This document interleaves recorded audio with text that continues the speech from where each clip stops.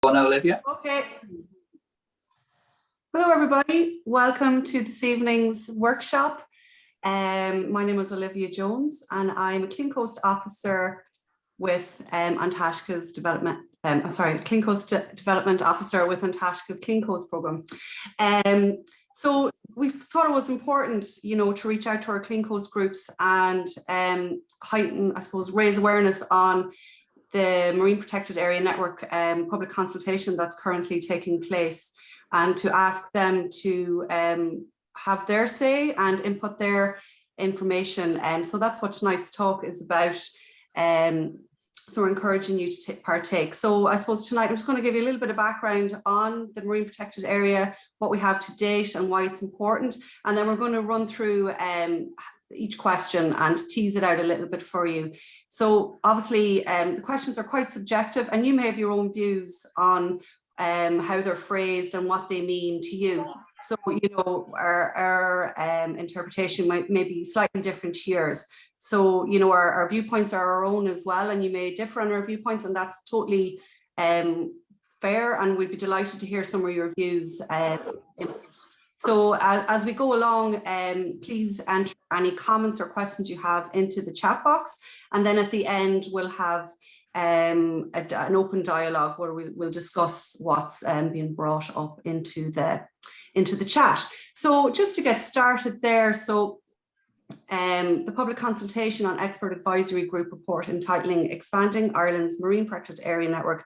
So it's currently open. The consultation is an open invitation for your views on area-based conservation and environmental protection in our seas and oceans now and into the future. Other things, it is asking you and other interested participants what components of Ireland's marine environments should be protected, why they should be protected, and how they should be protected. Its results based on the responses and views received will help pave the way forward for in designing the process for expanding Ireland's MPA network, underpinned by new legislation that is fit for purpose. So that's basically the kind of objectives. Forward. So why would we want to protect the marine environment? So our marine environment is a vital resource for life on Earth. Marine ecosystems perform key environmental functions, which we'll touch a little bit more on as the talk goes on. Seas and oceans are a great source of biodiversity. They cover over 71% of the Earth's surface, and they contain 90% of the biosphere. The marine environment is also a great contributor to economic prosperity, social well-being, and quality of life. So to define an MPA, so the International Union of Conservation of Nature, the IUCN, defines a marine protected area as any area of intertidal or subtidal terrain together with its overlying water and associated flora, fauna, historical and cultural features, which has been reserved by law or other effective means to protect part or all of the enclosed environment. In Ireland to date, only 2.1% of marine waters are MPAs, and these are in the form of special areas of conservation, so SACs, and special protected areas, SPAs. It is hoped that by 2030, protection of 30% of our oceans will be in place.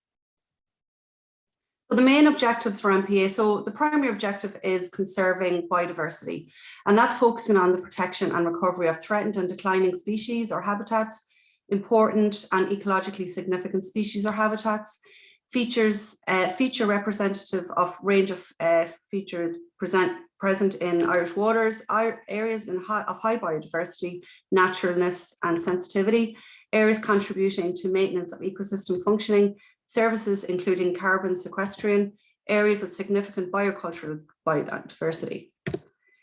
So just to kind of define what kind of protection and MPA, the range. So they can range from fully protected no-take areas to areas that allow for multiple uses, depending on the conservation objectives the MPA has been designated to achieve. They may also be zoned so that they can contain a mix of no-take areas and zones which allow certain activities. So this is just a little guideline. This is actually on the survey form. Just if you have, sorry, I'm going to say this at the start, if you have the survey open on your phone or you have it printed out, please feel free to look at it as we go along. All the questions are in order, so it will follow the the actual sequence of the survey. So just a guide there to completing a public consultation survey. And as I mentioned, we'll be sending this link out. The link is here on the presentation, but it's also on our website if you want to access it. So it's an anonymous public survey. The consultation will close at 5 p.m. Saturday the 31st. That's Saturday week. It is essential that you make reference wherever possible to relevant parts or sections and reference numbers when you are commenting on the survey. An online version of the survey form can be filled in and saved and returned to at a later date. You can also print, fill out and post a copy. And you don't need to fill out the entire form if you don't wish to. If you feel like some sections aren't relevant to you or you don't feel confident filling it out, that's no problem. So, the survey is split in 3 different sections. So I'm going to take the first 3 questions and then I'll come back later on to revisit another question. So your opinions on marine protected areas. So questions 1 to 3. So in your opinion, what would a good and effective MPA look like? So what we've done here is we've taken the words good and effective and we're looking at them individually. So by good, it means good environmental standards.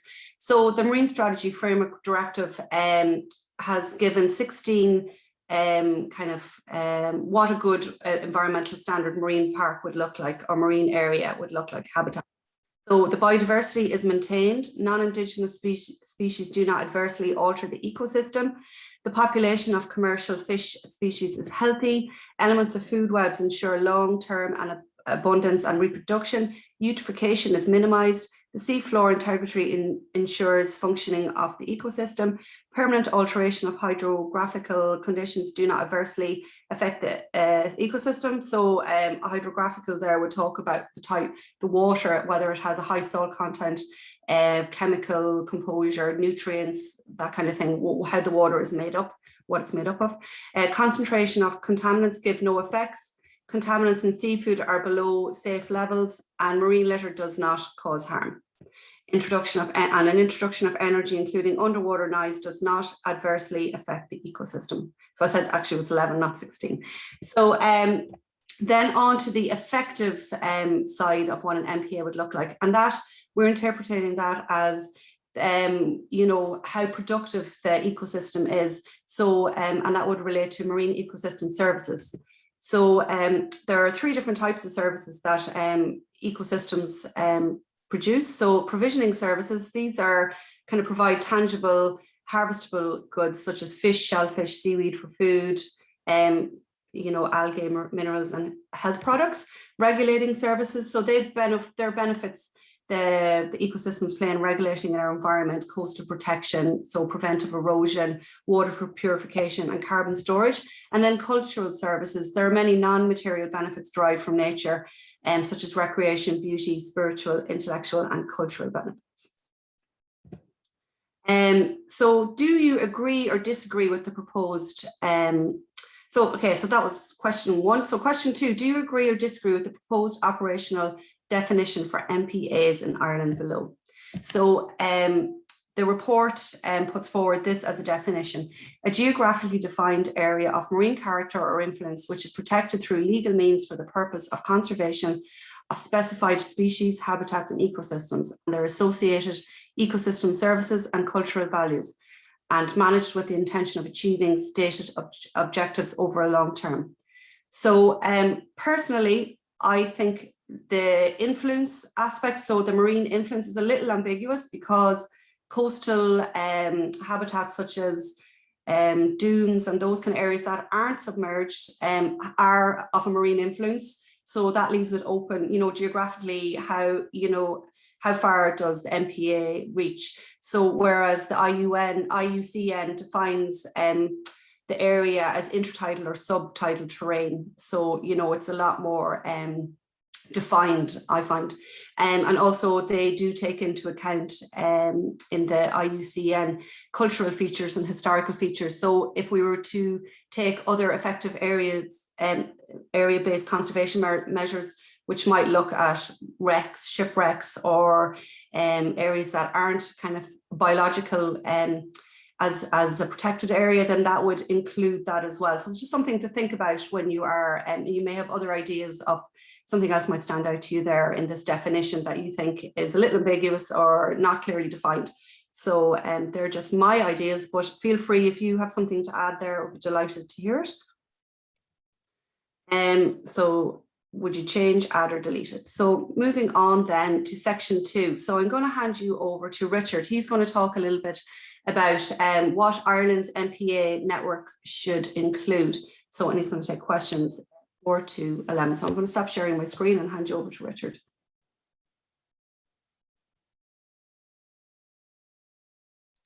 Thanks, Olivia. So I'm just going to get the, hopefully, so can you guys see that screen okay? Yeah. Perfect. So anyway, so my name is Richard Curtin and I'm the officer for the Dublin region with Clean Coast. And I'm going to, oh, sorry, I didn't have the wrong slide started up. Bear with me 1 second. So I'm going to take you through from questions 4 to 9. So question 4,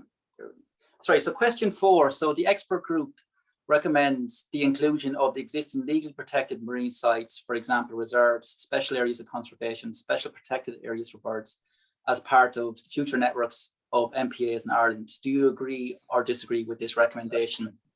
And just to kind of probably reiterate before I start reiterate what Olivia said, this is very much,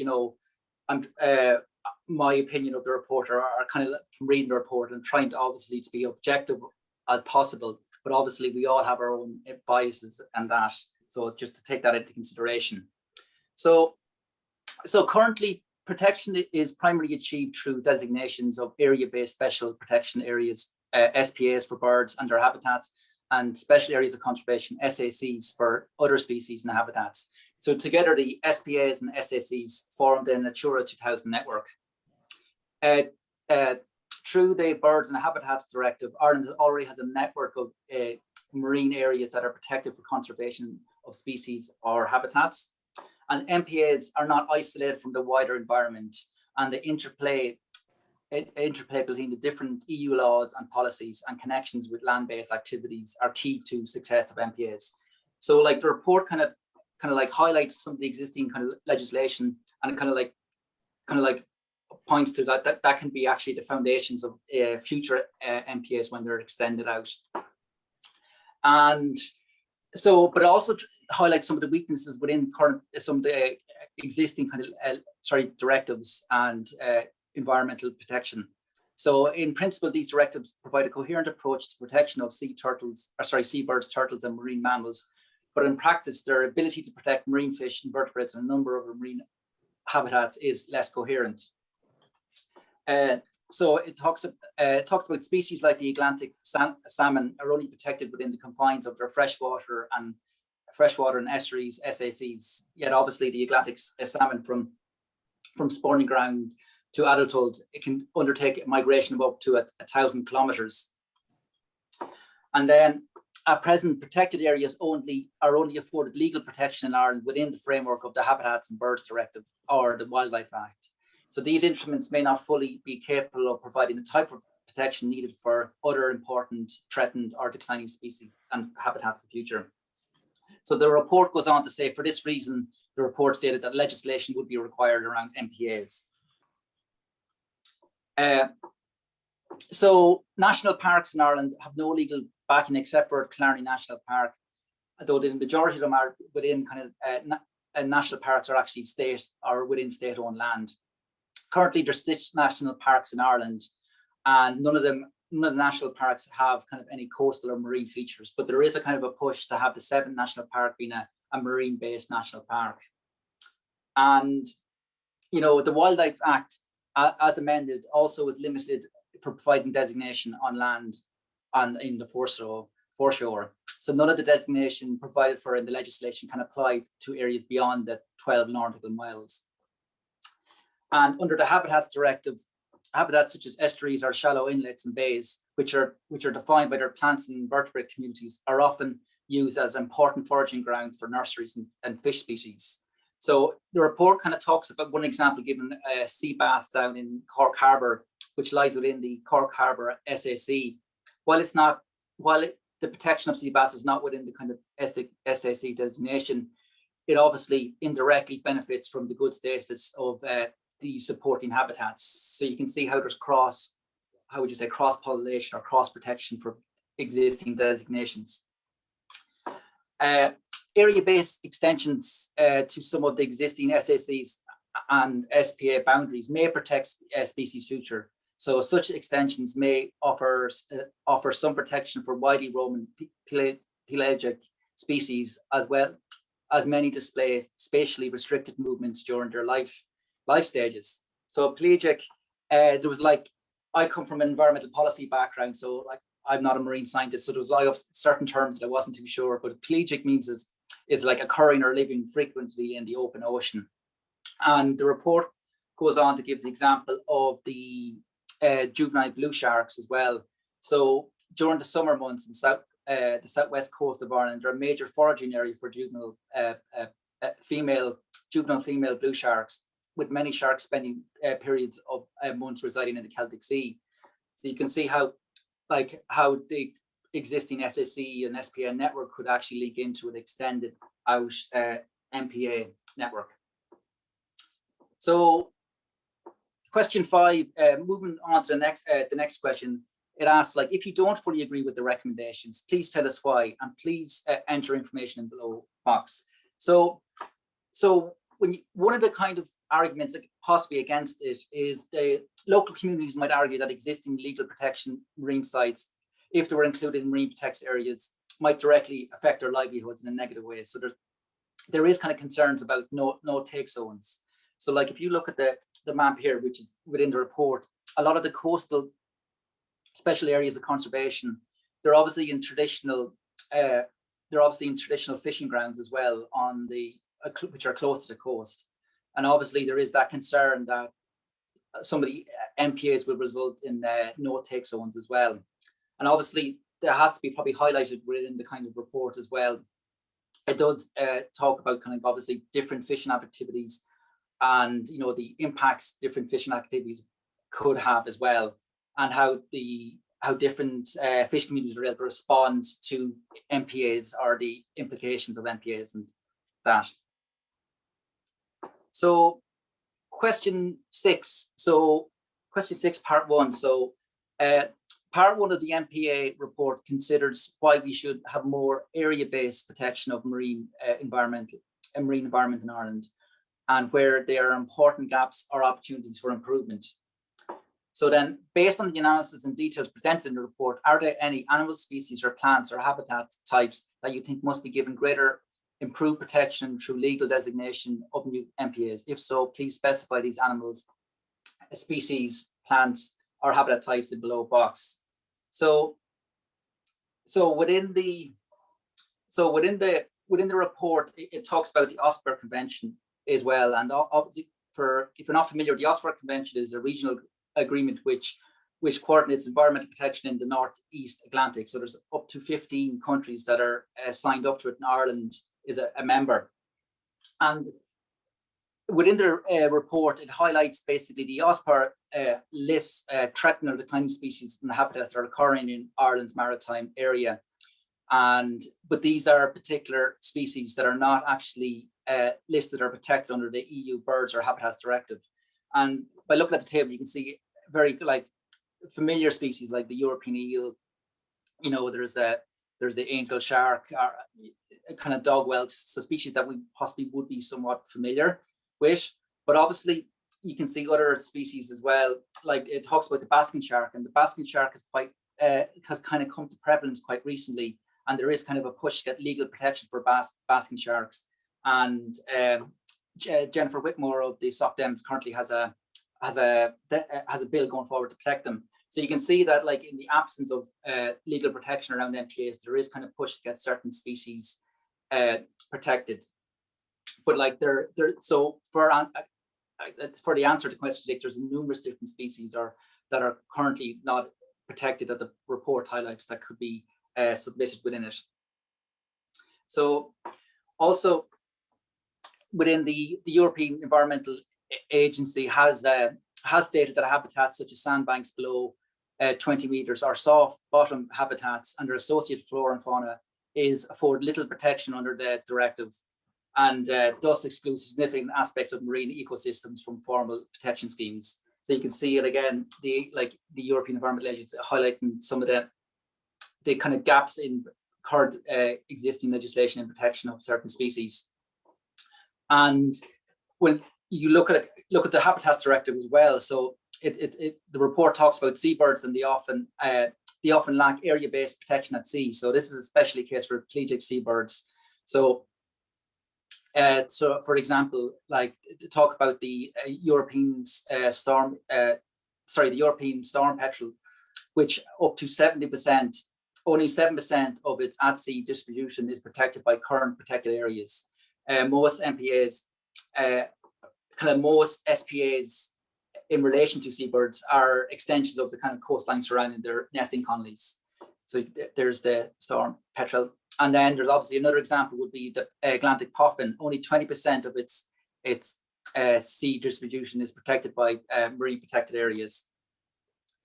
And finally, so the current extent of offshore reef protected by SACs has been deemed insufficient by the European Commission. So you can obviously see that, like, the report kind of highlights there's numerous kind of gaps for numerous different species and habitats. So also the report also highlights that, like, fish, which are one of the most diverse group of invertebrates in the marine species, and there's up to 400 that occur in Irish waters, but less than 12% of these marine species are actually afforded some protection, and this is through fisheries management plans. And then the Natura 2000 criteria only protects very soft, shallow, very soft, shallow substrates habitats as components of large, shallow inlets or bays or sandbanks.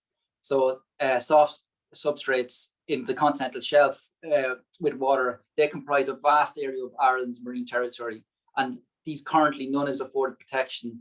None are afforded area-based protection, except in the rare cases when it's more inland with its inland inlets and bays. So yeah, like, so the report does kind of highlight, as I was saying, like, there's numerous different gaps which can be highlighted in the consultation. So question 7, are there any other ecosystems, oceanographic, culture, or natural processes or features that you think should be afforded legal protection as part of the MPA network? And then please specify. So when you look at this question, similar to the previous one, it's very much a kind of a blue sky of a question. So it's kind of up to the participant or the person who's making submission to kind of like look at what particular, it could be numerous different items that could be added to it. So like, even just from my own knowledge as well, like, you know, eelgrass, the eelgrass beds down in Merrion Gate, which are critical to Brentgreaves, could they be as part of a larger, you know, MPA for Dublin Bay? You know, is there any kind of cultural or natural sites that have not been mentioned within the report? So like a shipwreck, so there's numerous shipwrecks dotted all around the Irish coastline. You know, protection of ecosystem engineers, you know, is there any ecosystem engineers that are critical for numerous different species? And then obviously protect for mobile species or dynamic habitats with mobile MPAs. So the report talks about mobile MPAs, and these are obviously these are MPAs that can actually, you know, change in the real time, and basically it basically allows protection for dynamic habitats of species as well. And then obviously outside the ecological benefits as well. So, you know, is there any particular ecosystem services that need to be protected? So obviously there's a lot of talk now about blue carbon and the greenhouse gas emissions that are sequestered through our oceans, but also is there like shoreline protection or nitrates recycling? So so I'm moving swiftly, moving on to question 8.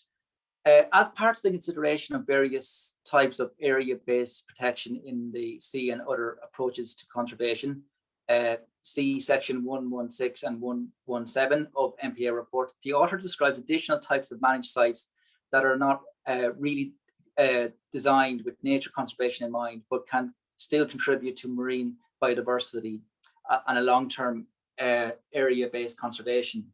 So such sites may fall under criteria of other effective area-based conservation measures. These include protected historical wrecks, protected spawning nursery grounds for commercial fishing, or managed renewable energy sites. For example, based on this information and further details presented in the report, do you agree or disagree with the inclusion of OECMs as a potential part of Ireland's MPA network? So just kind of give a definition of what an OECM is. So it's a geographically defined area other than protected area, which is governed and managed in a way that achieves positive and sustained long-term outcome for the in situ conservation of biodiversity with associated ecosystem function and services where applicable with cultural, spiritual, socioeconomic and other local relevant values. And when you look at OECMs, I keep saying the wrong definition of it. So the primary objective of a protected site must be nature conservation, whereas OECMs may have other objectives. So as it was highlighted later on, there may be protected kind of cultural heritage sites. So if shipwrecks are being protected, or they might be like protected as having no take zones around them. You know, spatial measures to introduce sustainability of fisheries.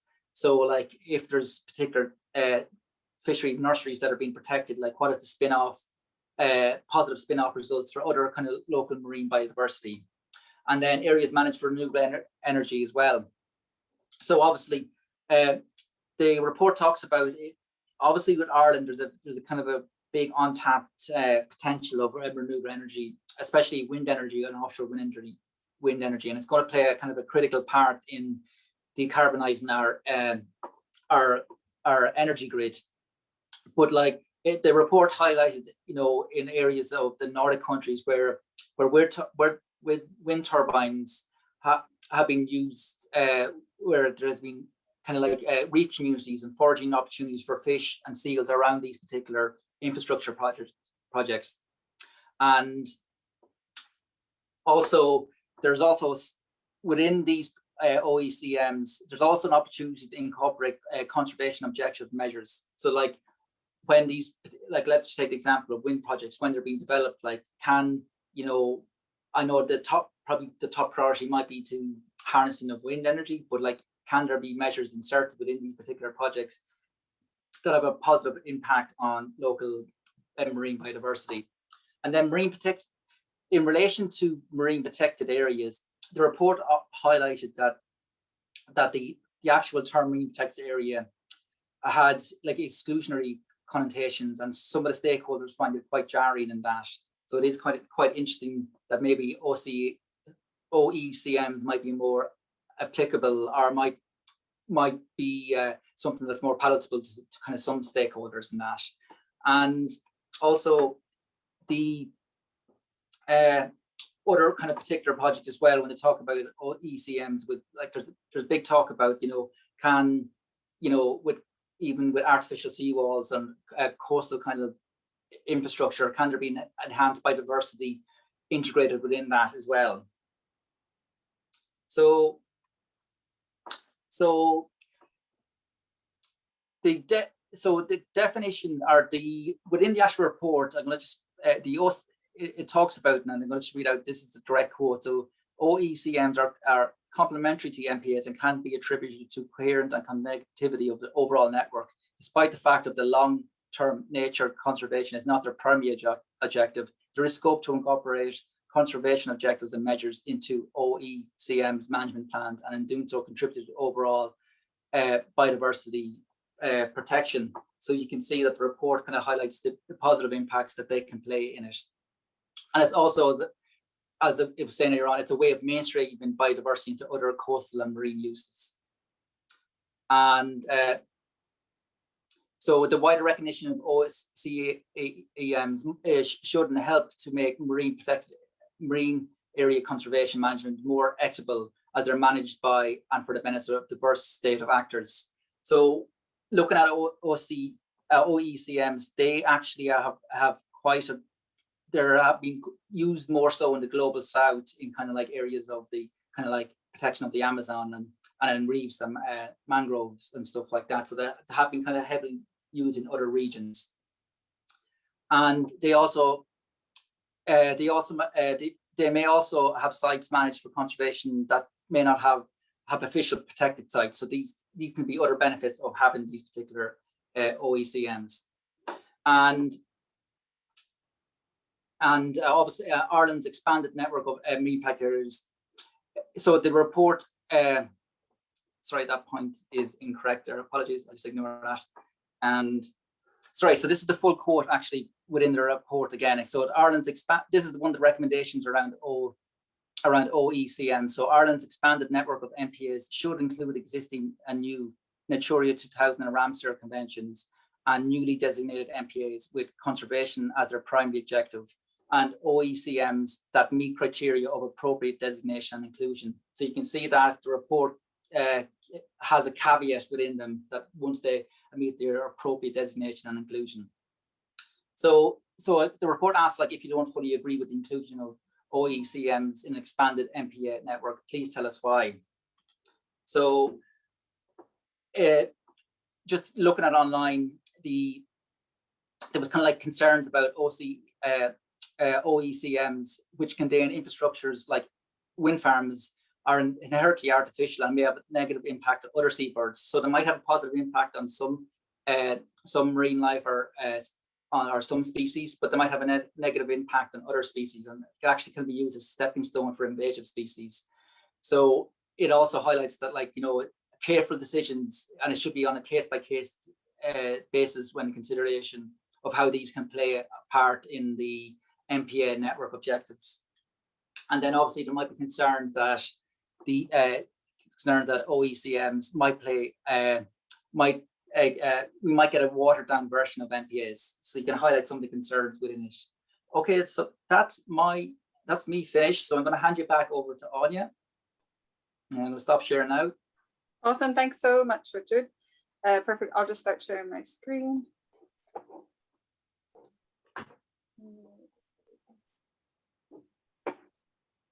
Sorry, I've lost my mouse. Oh, sorry. Oh, there it is.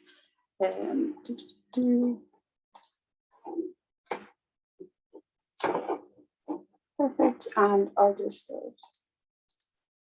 Great, so can you guys see that? Yeah, perfect, yeah. Oh, perfect. So hi, everybody. Thanks so much for coming tonight and being interested in partaking in the public participation for our Marine Protected Area Network for Ireland.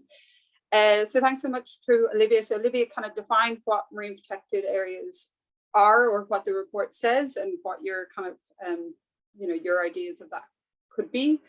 Then Richard talked about the sites, different types of sites, different types of species, and how they should be designated. So now I'm going to go on to is this question 10, which is quite a meaty question. So what it actually does is summarizes 66 recommendations from the report, so from this expert working group that created this report.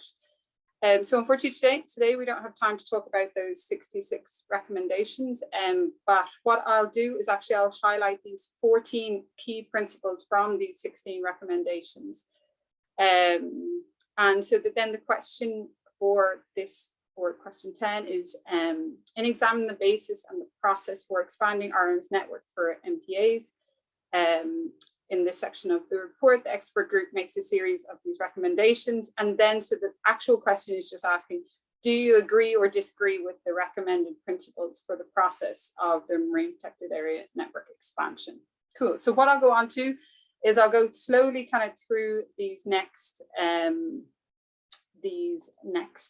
of 14 principles. Perfect. So so the first one kind of speaks about, and hopefully you can kind of, these are actually, if you have the survey open, they're in green just under question 10. So you, if the writing is too small on screen, you can just go through them on your survey then as well. So question or principle 1 states that that it meets so that the Marine Protected Area Network meets Ireland's overarching policy goals.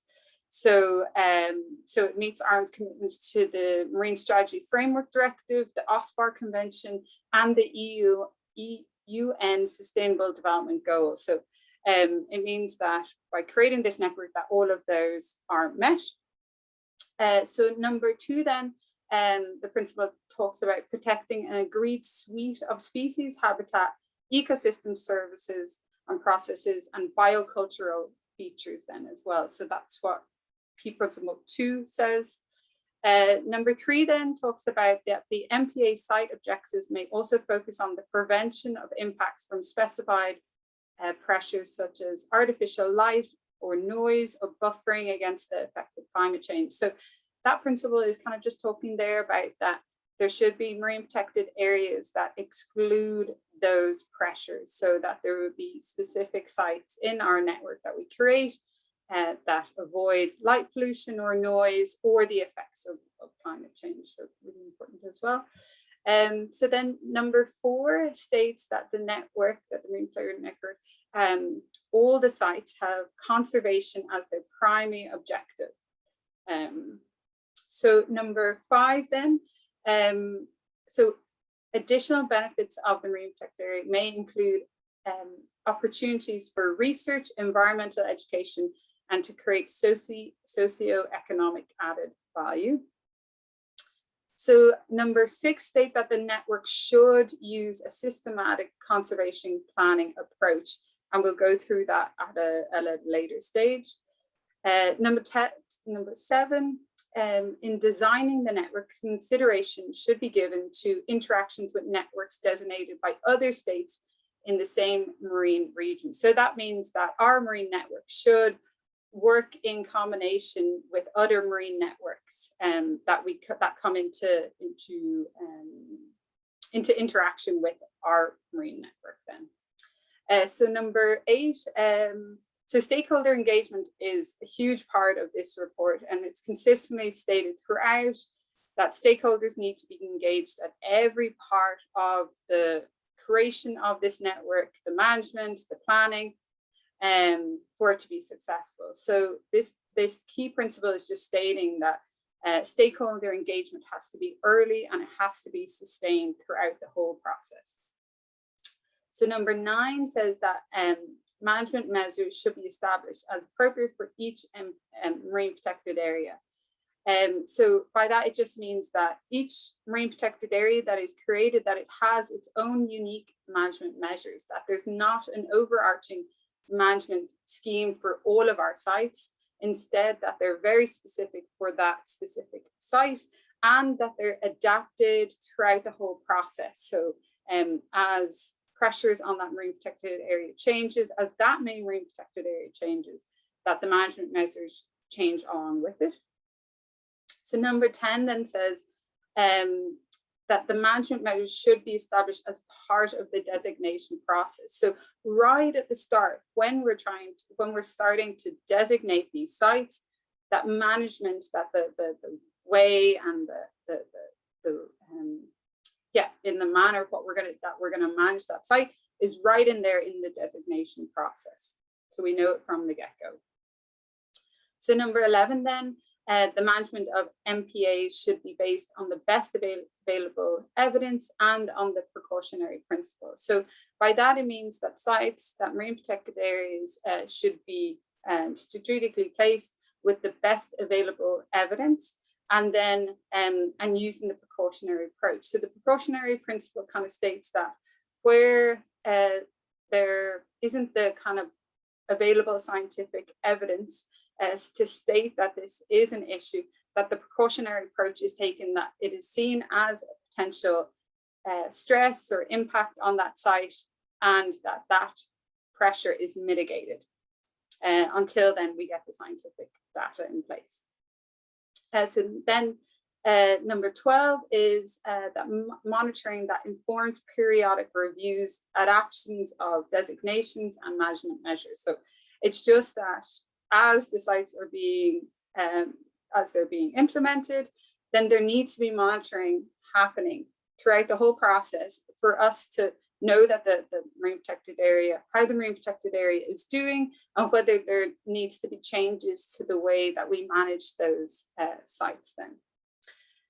So number 13, it's recommended that a national governing body be established with the authority to coordinate planning and implementation to foster good governance, management, and appropriate resources. And funding must be allocated to plan, implement, manage, monitor, and review the network.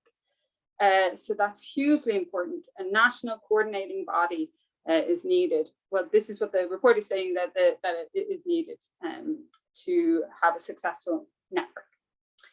So number 14, that new legislation will be needed to establish the necessary framework for governance, management, appropriate resources, funding must be allocated to the plan and implement and review the network. So yeah, new legislation that is fit for purpose to be implemented in Ireland. And I think that's the next stage to this. So after the stakeholder engagement, I think then they'll start drawing up new legislation, and I would hope there'd be further stakeholder engagement then. So hopefully I would be very hopeful of this, that this is not the only stakeholder engagement. Continuous stakeholder engagement will be happening throughout the whole process of the marine protected area network forming. Okay, so that's the 14 key principles then. They're in the report, the 66 recommendations are in the report then as well. So do feel free to go back and have a look at those as well. So then question 11 then, so 10 was just asking whether you agree or disagree with the key principles. And then number 11 goes a bit further. So it's what would you change or add or delete to these recommendations to help guide possible future steps in this process. So once again, as Olivia and Richard iterated, this is just my views on the report and my views on what I think need to be included. They might not be what you think needs to be included, and that is completely fine. But it's just, I'm just providing you with some things that I've seen that might be lacking, and that could be added to help with this process. So my views. So the main recommendation I would have included is the urgency for industrial fishing not to be allowed within the marine protected areas. And I completely understand how hard of a tack this is to take. But I think it is essential that industrial fishing has to not be allowed, especially bottom trawling within marine protected areas, for them to be healthy and successful and be able to have a healthier ecosystem. And then hopefully with that healthier ecosystem, you will see fish stocks increasing, you will see an overspill of fish stocks out of the marine protected area. And then that's where the fishing industry will see that increase in fish catch then. And so the IUCN has stated that for marine protected areas to be successful, industrial fishing must not be allowed. We all know that the seabed is hugely important, and its ecosystems will not be able to repair themselves without protecting them from fishing. So bottom trawling releases, actually the report just came out recently, and bottom trawling releases the same amount of carbon as the aviation industry when we're bottom trawling it. And one of it releases more carbon the finer the silt, so those, or the finer the sediment. So those silty kind of muddy areas, they're actually the ones that we need to be protecting. I think what we need to do is we need to support sustainable fishing practices and decrease inefficient fishing practices. And I suppose prove and show to the fishing industry that an overspill will happen from marine protected areas. And obviously fishermen know that a healthy ocean is vital for their industry as well as numerous other industries. So that was kind of one of my recommendations. Next one is, I would have loved if the report actually, or one of the key principles, talked about a timeline of actions. I completely understand that this can't be rushed. This is a process that can't be rushed. Like, relationships have to be built up, And I don't want this process to be rushed through and then we just end up with paper parks or paper marine protected areas that are just on paper and there's no management. So I think it's really important to know that designation doesn't mean management. We can designate as many sites as we want, but the management, the implementation, the monitoring, that's actually what will have a huge impact on our oceans. So yeah, I kind of suppose I would have liked a kind of timeline and a bit of more, a secured commitment to resource management then as well. Okay, cool. So that is question 10 and 11, and that was just talking about those 14 key principles. Okay, so we'll go on to the next question now. So this is actually a whole nother section, and it's really talking about the approach and the management approach that is being highlighted by the report, and whether we think it's beneficial, or once again, whether we agree or disagree, or whether there can be any added or deletions or anything like that. Okay, so informed by the expert group report, what do you think are the most significant challenges to the implementation of an expanded marine protected area network in Ireland? So once again, this question is completely subjective, but I will voice some of my opinions now. So I would say the main challenge is to find, well, one of the first main challenges, and I completely understand there's quite a lot. The main challenge is to finding a way where everybody's voice is being heard. So there's a sense of buy-in and an opportunity to reach like compromises and recognition that the solution will not go in the way that everyone wants, but inevitably different people will have different views on what should be done. And I suppose a huge challenge will be finding a common ground and ensuring everyone's voice is heard and reaching a decision that we all can stand over, as well as alongside the big role of evidence-based approach, which will help, infuse the principal perspectives. But but obviously it's going to be quite a strenuous debate in circumstances, but I think it is possible to find a solution that is at least acceptable for everyone. So yeah, I completely understand that. Yeah, having like establishing these marine protected areas, people are going to find it difficult. They're going to, because what we are, marine protected areas, really what they're doing is managing human activities. It's not really managing the environment, it's managing what we can do. And that's a very difficult thing to say to people. It's like, you can go to this area and you can't do X, Y, and Z. So I completely understand that. But I feel like if we build relationships, if we ask people what they want, if we give it time, if we do enough stakeholder engagement, I do believe that we can get to a point where we are happy and that it's fair and that everyone's voice is being heard. So I would see that as one of the main challenges.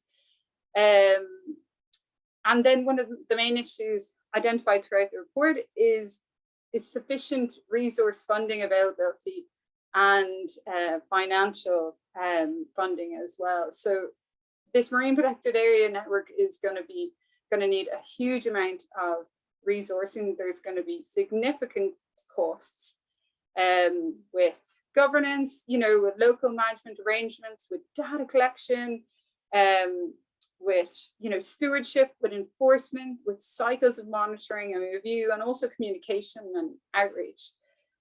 So there's a huge amount of kind of resourcing needed there, and this resourcing needs to be enough, and it needs to be sustained as well. There's no point just having a bump at the start. It needs to be sustained throughout the whole process, and as we go on and manage the marine protected areas.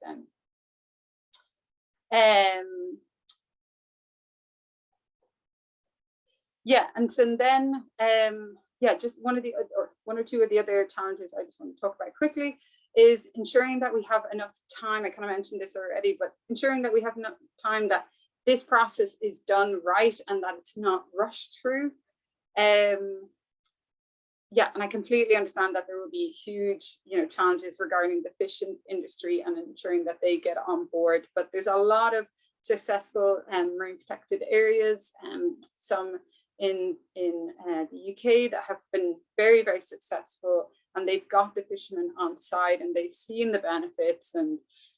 And I suppose what they said is that it was sustained stakeholder engagement. It was continually going back into them, asking them what they want, what their worries are, so I think that part takes time as well. So I just want to see this process not to be rushed through. I want it to be something that we all can be proud of at the end of the day. Perfect. Okay, cool. I will go on to the next slide. So that's just some of the challenges that I identified, but obviously there's probably loads more, and we can talk about them at the end. If you guys have any views or anything like that, that would be great. Okay, perfect. So these next three questions, they talk about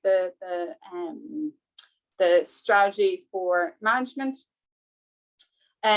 So it talks about this systematic conservation planning approach. So I'll just read out the questions and then we can, so it's to be adopted this systematic conservation planning approach will be adopted for the planning stage, the implementation stage, management, and then with scope for individual site proposals then as well. So that 13 question just says, do you agree with this approach, which we'll talk about in a sec. If you don't fully agree with this approach, what would you add or delete? And then when you consider the structured approach like this, are there any elements or steps that you would think need to be prioritized over other steps?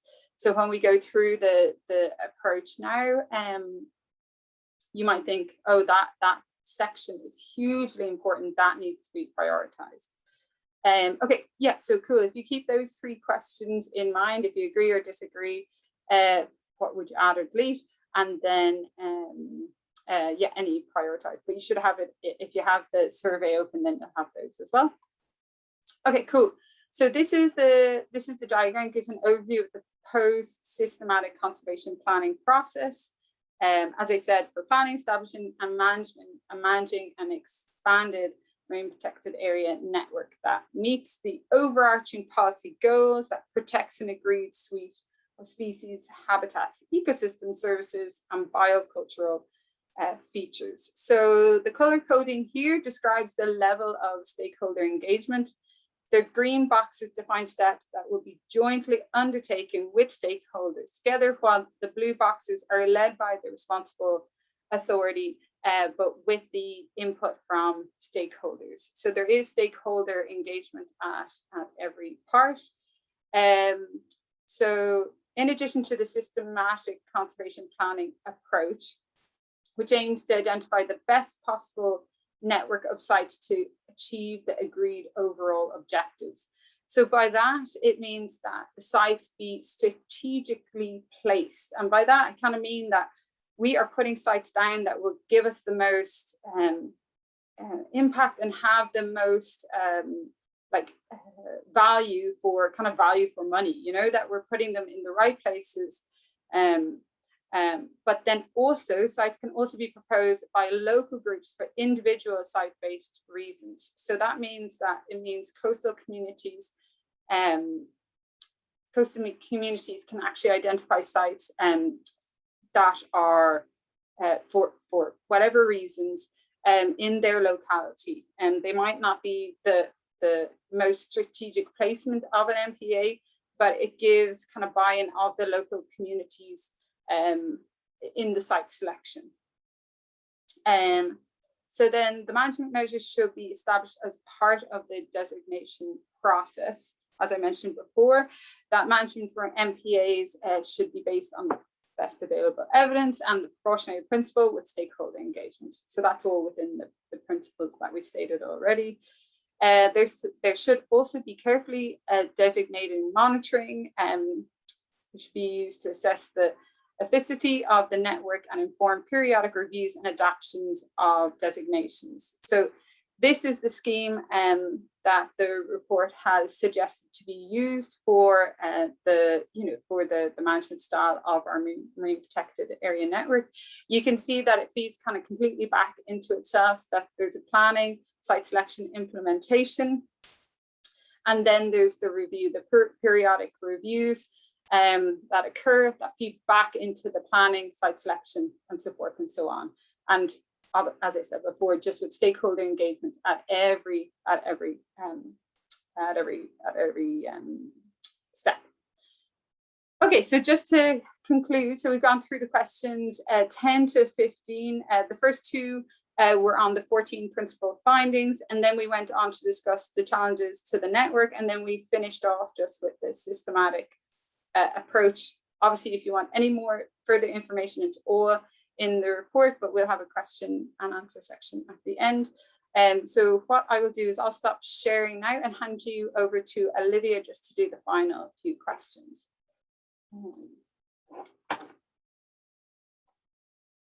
Perfect, Olivia, if you want to take over there. Yeah, thank you, Anya. I'll just bear with me 1 second while I set myself up again.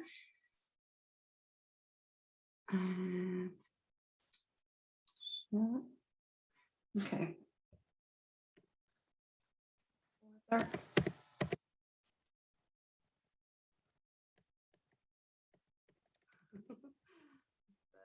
Forward, bear with me for a second.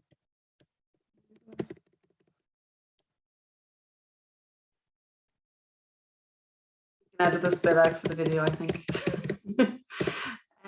Okay, so nearly at my, okay. Oh my goodness.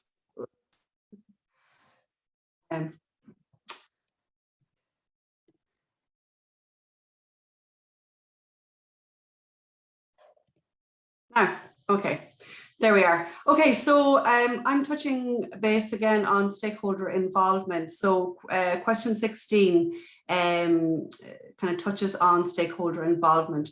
So while the primary focus of MPAs is the conservation of biodiversity and ecosystems, it's really important that we value the knowledge and expertise of current users, as these are often well placed to observe changes in the biophysical environment as they work on it on a daily basis. If the users are engaged in the process from the outset in a meaningful way, where they have influence in shaping an MPA's objectives and management practice to achieve them, then it's more likely that they'll actively participate in the MPA management. In this way, objectives can include protection of biocultural diversity. So by biocultural, I mean the interaction between man and nature, socioeconomic development of regions, and compensation for displacement and fostering of societal stewardship. So the question says, regarding stakeholder involvement in the process, section 3.2 of the report describes the importance of recognizing and understanding differences in personal and organizational interests in socioeconomic, sectorial and cultural contexts.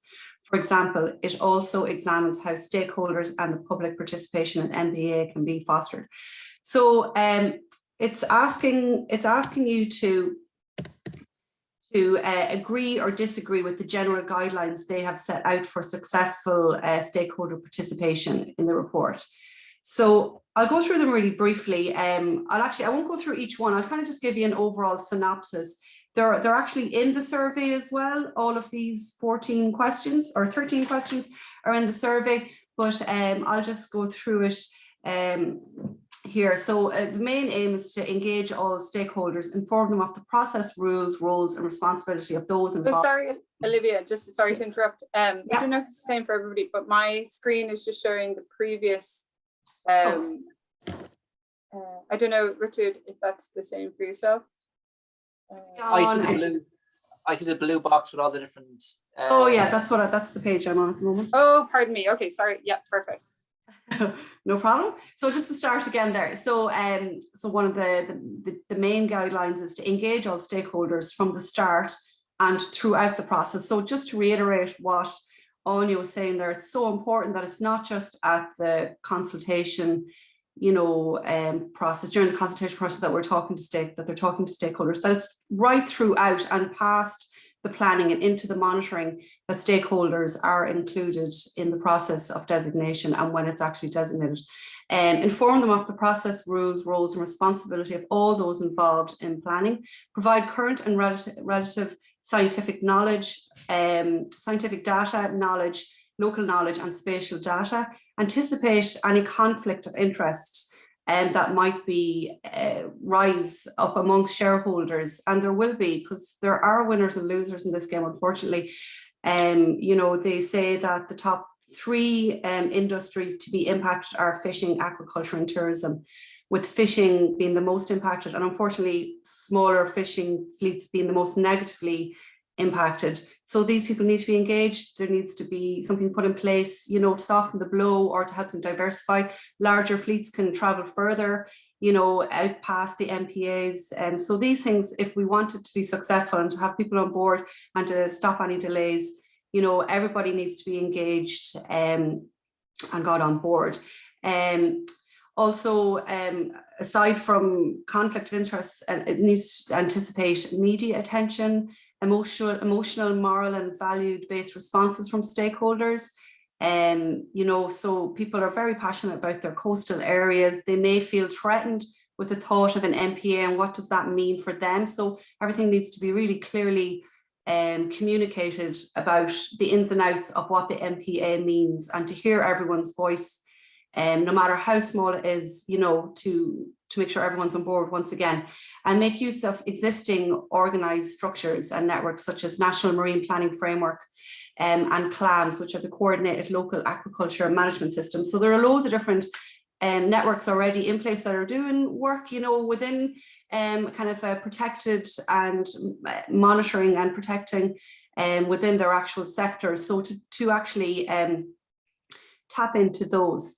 And also, you know, to accept that the process will take time and afford time to this process, and develop a model of community co-management that has been proven effective to facilitate this.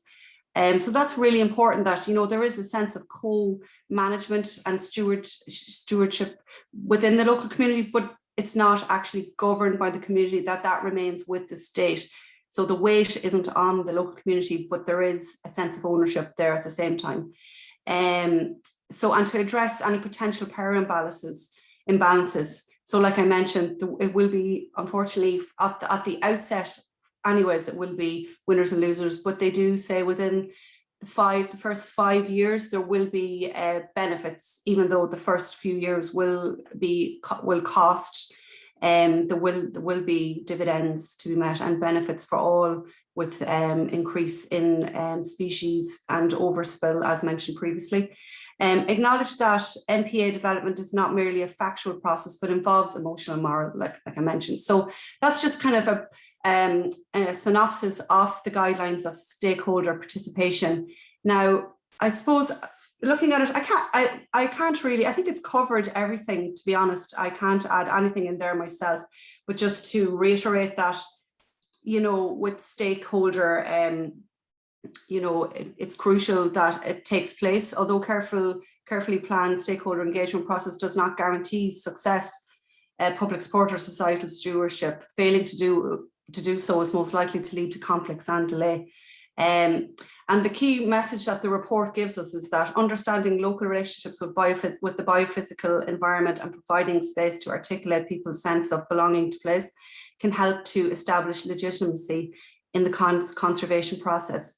For example, it can help to foster dialogue as ways forward, where local people can feel that their lived realities are being acknowledged and integrated into a decision-making and management process.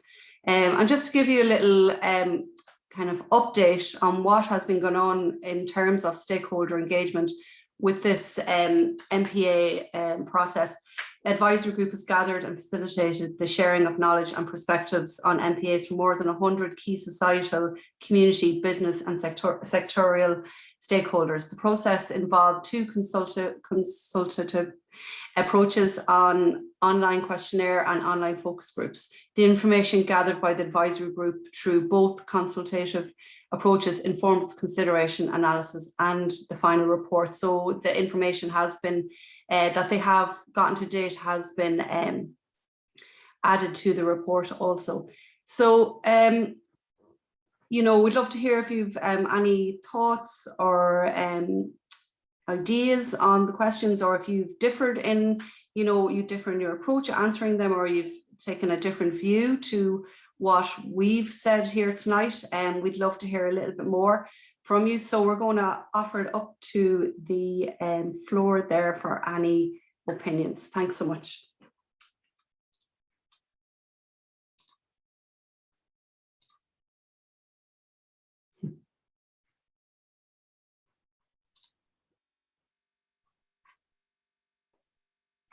Perfect. I think, yeah, I think everyone's just, yeah, there doesn't seem to be anything in the chat or anything. So I think we can probably close it off for the evening. We will send on the recording. Richard, you said you in the Eventbrite, we would send on the recording, and we'll have it up on our YouTube channel as well.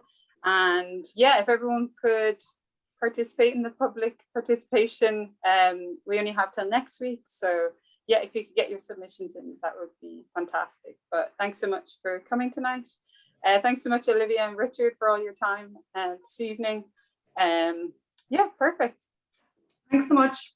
Okay, thanks so much, guys. Cheers. Bye, everybody. Bye.